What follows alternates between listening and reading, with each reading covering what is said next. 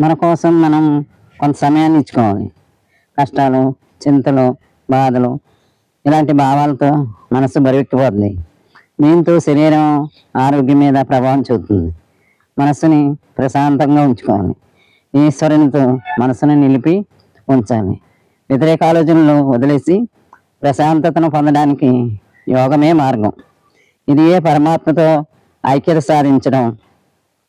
ప్రతిరోజు ఎంతో కొంత సమయం పరమాత్మతో కూడి ఉండాలి. ఇటువంటి అనుభవ సిద్ధిని పొందాలి. ఇదే మనల్ని చింతల నుండి దాటించే మార్గం. యోగం వల్ల ఎన్నో ప్రాప్తులు ఎన్నెన్నో మనకు లభిస్తాయి. నిందాస్థుతులు, శీతోష్ణ పరిస్థితులు, మానవమానములు వీటిని సమంగా తీసుకునే శక్తి వస్తుంది. అనేక అనారోగ్య పరిస్థితులను వదిలించుకోవడానికి యోగమే మార్గం. ఒక విధంగా సర్వరోగ నివారిణి. పరమాత్మతో శాంతిని అనుభూతిని చేయాలి. ఆందోళనలు ఉపశమిస్తాయి. శ్వాస సుఖవంతమవుతుంది. ఎంతగా ఆశ్రయిస్తామో అంతగా మనకు లబ్ధి చేకూరుతుంది. మానసిక శాంతి, సుఖవంతమైన నిద్ర ఇవి ఆరోగ్యానికి అవసరం. ఏది జరిగినా సంతోషంగా ఉండాలి. మన శరీరం నుంచి మంచి రసాయనాలు తయారవుతాయి.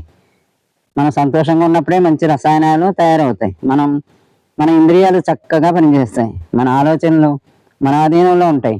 ఎప్పుడు యోగం అవసరం అనుకుంటామో, ఎప్పుడైతే ఆనందంగా ఉంటామో అప్పుడు మన ఇంద్రియాలు చక్కగా ఆరోగ్యంగా ఉంటాయి. మొదట మనకు మనసు సహకరించదు. ధ్యానం అంటే మొరాయిస్తుంది.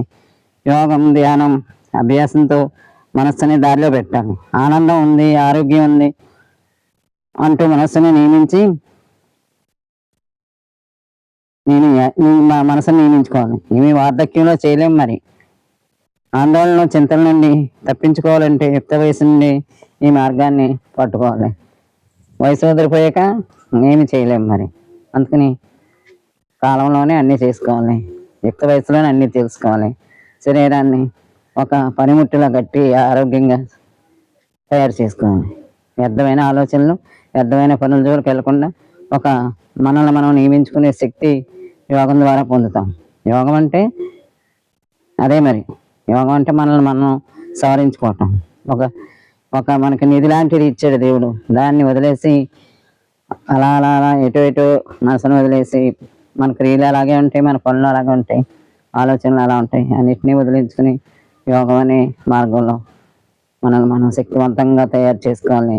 మంచి ఆరోగ్యాన్ని పొందాలి.